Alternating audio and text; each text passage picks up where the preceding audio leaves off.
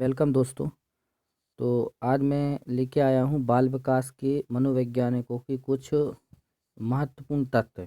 तो अगर आप चैनल पर न्यू हैं तो चैनल को सब्सक्राइब जरूर करें, जिससे आपको आने वाली वीडियोस मिल सके, क्योंकि आगे आने वाली वीडियोस भी मैं ऐसे ही कुछ महत्वपूर्ण तथ्य को लेकर आने वाला हूँ। तो चैनल को सब्सक्राइब करना ना भूलें और अपने फ्रेंड्स के साथ भी इस वीडियो को शेयर करें, क्योंकि फ्रेंड्स एग्ज़ाम का टाइम कम बचा है। तो हमें ऐसे ही कुछ फैक्ट और ऑब्जेक्टिव टाइप क्वेश्चंस लगाने होंगे, जो मैं आपको आगे लेकर आता रहूँगा। ठीक है, तो स्टार्ट करते हैं। हम क्या लिखा है फर्स्ट, बाल विकास की बालक के विकास की प्रक्रिया एवं विकास की शुरुआत होती है जन्म से, यानी जो जन्म से पूर्व, यानी अगर हम बाल विकास में बालक के विकास की चर्चा करें तो वो कब हो जाती है? गर्भावस्था से ही प्रारंभ हो जाती है बालक के विकास की प्रक्रिया, यानी कि जन्म से पूर्व। Okay friends.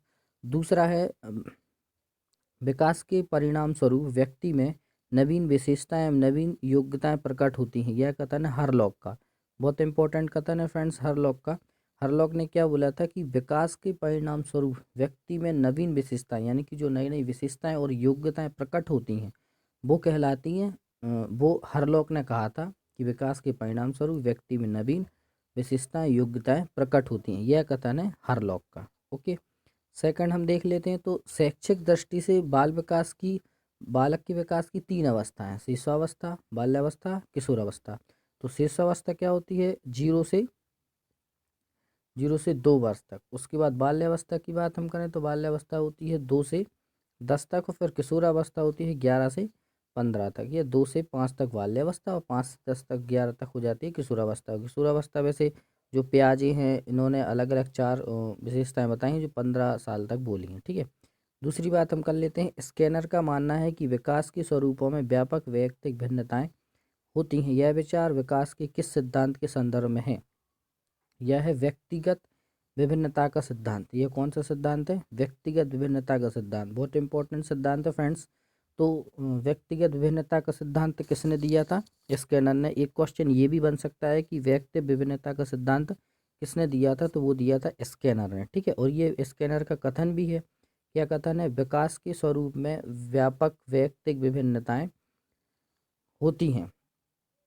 सिंपल सा कथन है फ्रेंड्स, बहुत इंपॉर्टेंट कथन। ठीक है, तो यह कथन किसका है? स्कैनर का। सेकंड हम बात करते हैं मनोविश्लेषणवाद। तो मनोविश्लेषण के वाद के जनक कहा जाता है फ्रायड को। ठीक है, किसको कहा जाता है? मनोविश्लेषणवाद का जो जनक है वो कहा जाता है फ्रायड को। ओके, तो ये बहुत इंपॉर्टेंट कथन है कि मुझे बालक दे दीजिए, आप उसे जैसा बनाना चाहते हो मैं उसे वैसा ही बना दूंगा। यह कथन है वॉटसन का।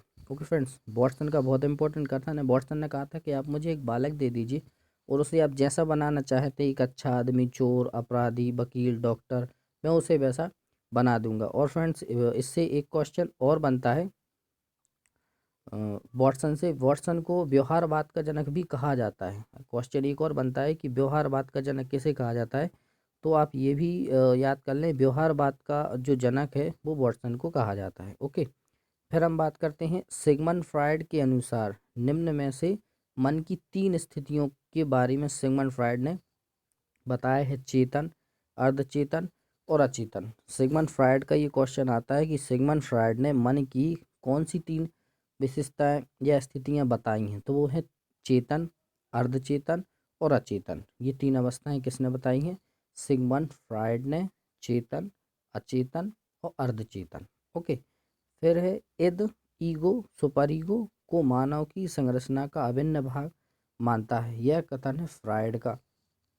अब देखिए फ्रेंड्स, जो हम बात करते हैं सिगमंड फ्रायड की, तो मैंने आपको ऊपर बताया कि चेतन, अर्धचेतन और अचेतन ये 3 दी थी सिगमंड फ्रायड से। और इसी से रिलेटेड इनका ये कथन है कि फ्रायड ने इद, ईगो, सुपर ईगो को मानव की संरचना का अभिन्न अंग माना है। और यह कथन किसका है?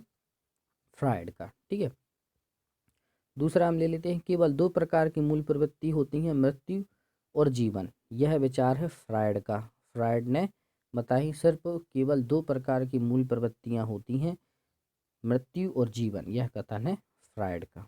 ओके, रुचियों, अगले पर आते हैं। रुचियों, मूल प्रवृत्तियों, स्वाभाविक संवेगों का स्वास्थ्य विकास हो सकता है यदि वातावरण जिसमें यदि वातावरण जिसमें वह रहता है स्वस्थ हो। यानी यहाँ पे क्या बोला है कि रुचियों, मूल प्रवृत्तियों, स्वाभाविक संवेगों का स्वस्थ विकास हो सकता है यदि वातावरण, यानी ऐसा वातावरण जिसमें हम रहते हैं, यदि वो वातावरण स्वस्थ है तो हमारी रुचियों, मूल प्रवृत्तियों और स्वाभाविक संवेगों का स्वस्थ विकास हो सकता है।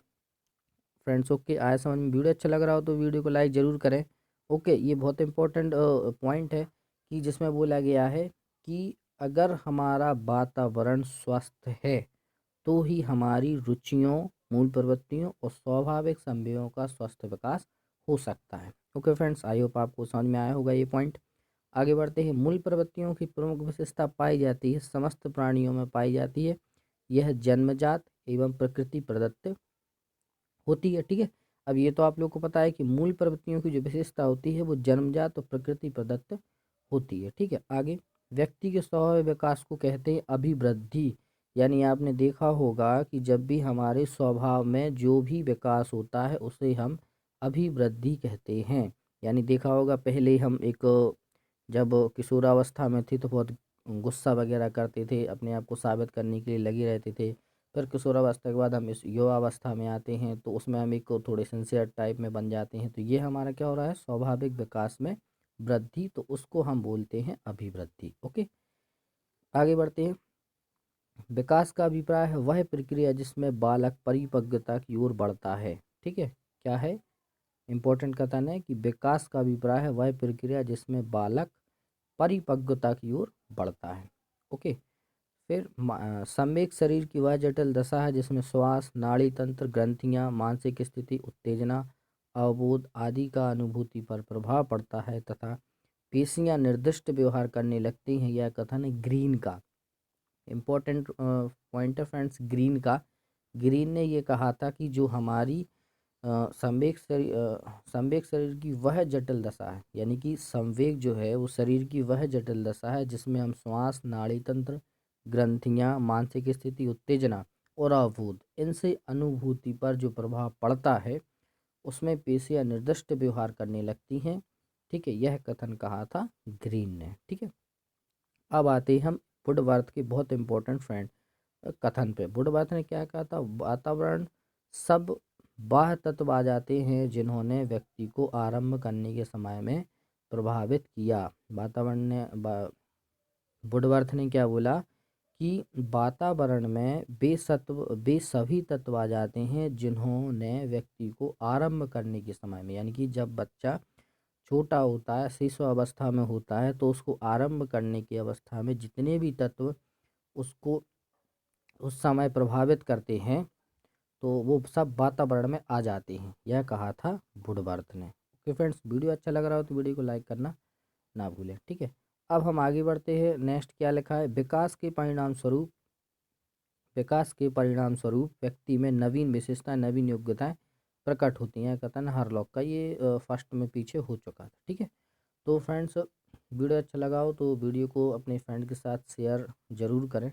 ठीक है, और चैनल पर आप फर्स्ट टाइम है तो इस चैनल को सब्सक्राइब जरूर करें। आगे भी मैं ऐसे ही न्यू इम्पोर्टेंट फैक्ट और जो मनोवैज्ञानिकों की कथन है वो आगे नेक्स्ट वीडियो में करा दूंगा। ठीक है, तो मिलते हैं नेक्स्ट वीडियो में।